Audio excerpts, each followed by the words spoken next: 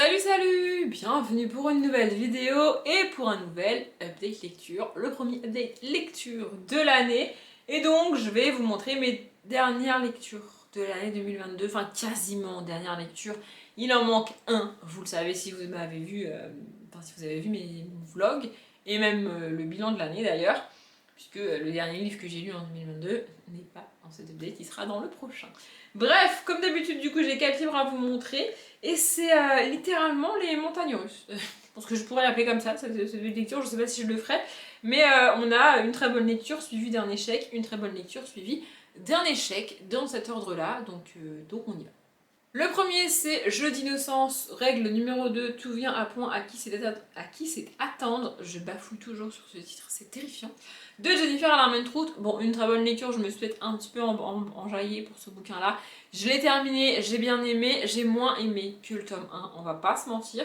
J'ai trouvé le... En fait, j'ai pas accroché avec les personnages, ni avec l'un, ni avec l'autre. Je dis souvent en romance que j'ai besoin de m'attacher au personnage masculin pour réellement kiffer la romance, on va dire ça comme ça. C'est vrai, c'est le cas, mais si je m'attache pas à lui, mais que je m'attache à elle, ça va aussi, vous voyez. Mais là, je sais pas, j'ai trouvé les deux personnages assez inaccessibles en vrai.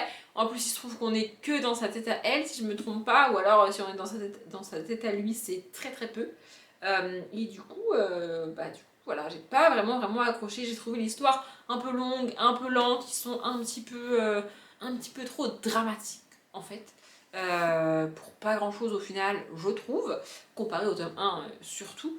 Mais bref, ici on suit donc Cam et... Comment elle s'appelle elle? Pourquoi on n'a pas son prénom à elle? Tess. Cam et Tess. Donc Tess est la petite sœur du personnage principal masculin du tome 1. Et Cam est son... Non.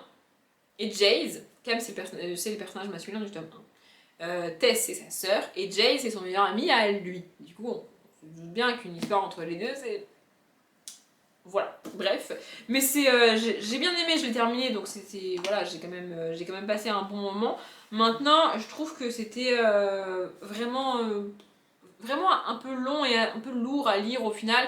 On tourne pas vraiment en rond dans l'histoire, mais ça aurait pu quand même être écrit de manière un peu plus rapide. En tout cas, ça m'aurait pas dérangé si ça avait pris un petit peu moins de temps avant qu'ils finissent par se mettre l'un avec l'autre, hein, parce que c'est quand même le but de la romance, tu vois.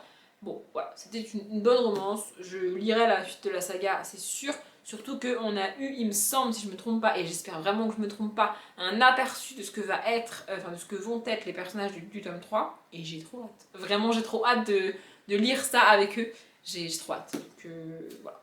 Ensuite, j'ai tenté Les Entremondes, le tome 1, L'Hôtel Invisible de, je sais toujours pas comment on prononce son nom, je suis désolée, donc je vais le tenter comme ça, Sean Isley.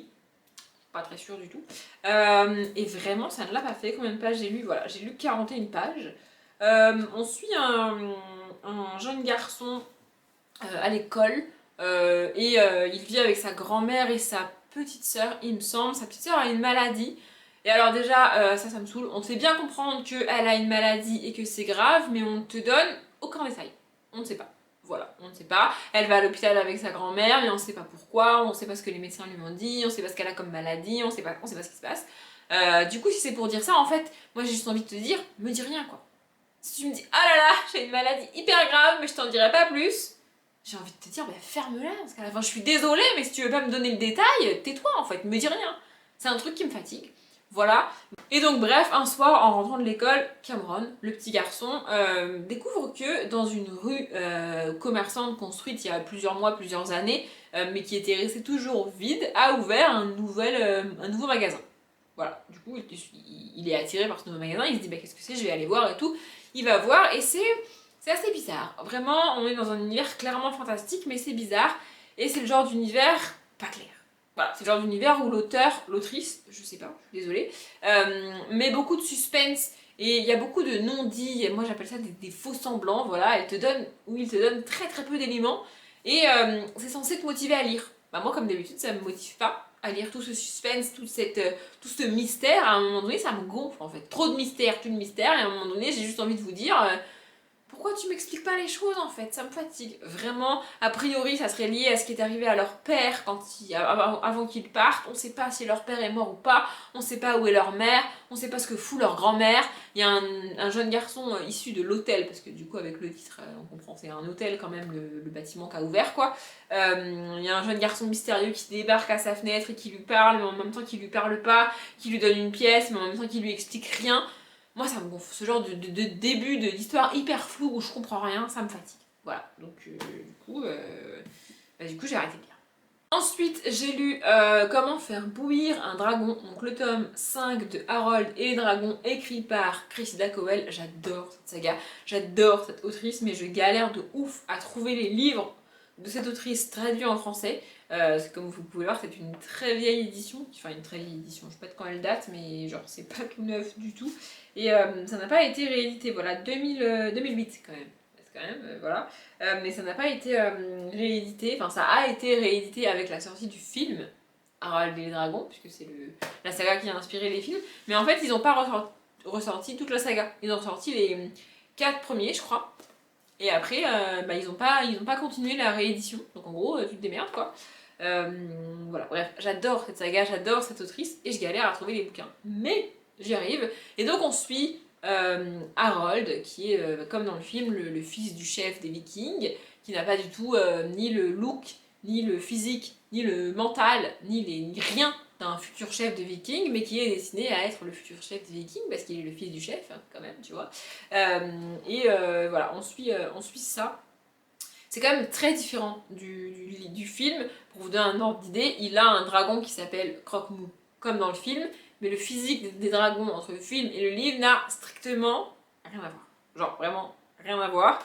Mais j'adore suivre ça. Ici, il est question dans ce tome-là, il y a le volcan qui est sur une des îles proche du village de Burke, où vit Harold et toute sa communauté de vikings là. Donc le volcan est sur le point d'entrer en éruption. Et ici le volcan entre en éruption, il va détruire tout l'archipel avec tous les vikings dessus. Et donc il cherche plus ou moins un moyen de combattre un volcan, sauf que tu combats pas un volcan à la manière viking et bourru, c'est genre tu vas pas débarquer et avec ton épée le frapper, ça marche pas pour le volcan, tu vois, donc faut réfléchir de manière intelligente.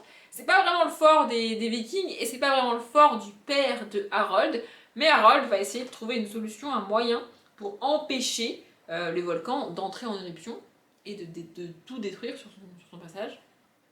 Voilà. Vraiment, j'adore cette saga, j'adore Harold, j'adore les personnages, je trouve ça absolument génial. Le livre est écrit et illustré par Cressida Cowell, donc on a des petits dessins comme ça, on en a des plus grands aussi, on a des jeux de police, des jeux de caractère comme ça que je trouve absolument génial. Je vais essayer de vous trouver une illustration plus grande. Il y a, je dirais, toutes les 2-3 pages des illustrations. Ça se lit vraiment très vite, très rapidement. C'est en noir et blanc, mais moi ça me dérange pas. J'adore cette saga, j'adore cette autrice. Je trouve ça génial. Après, elle a un style très particulier, hein, il faut aimer, mais moi j'adore. Et enfin, ma dernière déception de l'année au final, c'est Le Club, le tome 2 Match de Lorraine Rowe. J'ai adoré le tome 1. Vraiment, j'ai adoré le tome 1. Et ce début de tome 2 m'a déçue. Enfin, genre vraiment, c'est même pas déçue, je suis dégoûtée par ce début de tome 2. Mais genre vraiment, comme rarement j'ai été dégoûtée par une romance comme ça. Donc en gros, on est dans une saga où dans la trilogie, non, il me semble qu'il y a 4 tomes en tout. Je sais plus. Bref, mais dans tous les tomes de la saga, on suit le même couple qu'on voit évoluer. C'est un peu comme dans After, c'est pas comme dans les Jennifer Alarmentrout où on a un couple par tome. Vous voyez, c'est le même couple sur tous les tomes. Et donc voilà, dans le tome 1, on a la rencontre, ils se mettent ensemble, le bidule machin, comment ça se passe. Bref, voilà. Et ici, on les retrouve, ils sont ensemble. Sauf qu'à la fin du tome 1, il s'est passé. En gros, ils ont fait une découverte assez violente quand même, et assez flippante sur le club, donc. Et du coup, au début de ce tome 2, il y a des gens qui les poursuivent, il y a des gens qui en veulent potentiellement à leur vie, enfin en tout cas à sa vie à elle, à Sarah. Et donc il faut qu'ils fuient, qu'ils trouvent un endroit où se réfugier. On a quand même cambriolé son appartement, on a volé son ordinateur. Ils savent pas, ils ont une idée de qui a fait ça, mais réellement dans les faits, ils n'ont pas les noms des gens, ils savent pas qui ils sont, vous voyez. Donc du coup voilà, il faut qu'ils se cachent, qu'ils trouvent une solution, qu'ils enquêtent un petit peu, ils savent pas s'ils doivent aller voir la police, est-ce que leur vie sont en danger ou pas. Voilà, ça c'est le contexte du début de ce tome 2. Et les deux personnages principaux, donc Jonah et Sarah, ne pensent qu'à une seule chose, pardonnez mon vocabulaire, mais ils ne pensent qu'à baiser. Genre, vraiment, j'ai lu 50 pages, et dans ces 50 pages-là, ils ne pensent qu'à ça. Leur vie est en danger, on vient de cambrioler leur appartement, il y a des espèces de malades qui font des trucs absolument terrifiants au club, et qui leur en veulent à eux, mais les gars ne pensent qu'à baiser. Et la meuf d'ailleurs. Vraiment, ça m'a dégoûtée. J'étais là, mais c'est pas possible en fait. Enfin, moi, j'arrive pas à comprendre que tu réagissais comme ça. C'est pas possible, je ne comprends pas. Vraiment, je ne comprends pas. Ça me dépasse. Et les 50 premières pages, ce n'est que ça. J'ai lu 53 pages, ce n'est que ça. Viens, on baise, j'ai envie de toi, vas-y, viens, on y va, vas-y maintenant, vas-y comme ça, vas-y. Ça m'a dégoûtée. Vraiment, je lis beaucoup de romances et beaucoup de romances érotiques. Mais là, vraiment, j'étais en mode, mais c'est pas possible. Enfin, genre, vraiment, ça ne va pas. C'est pas.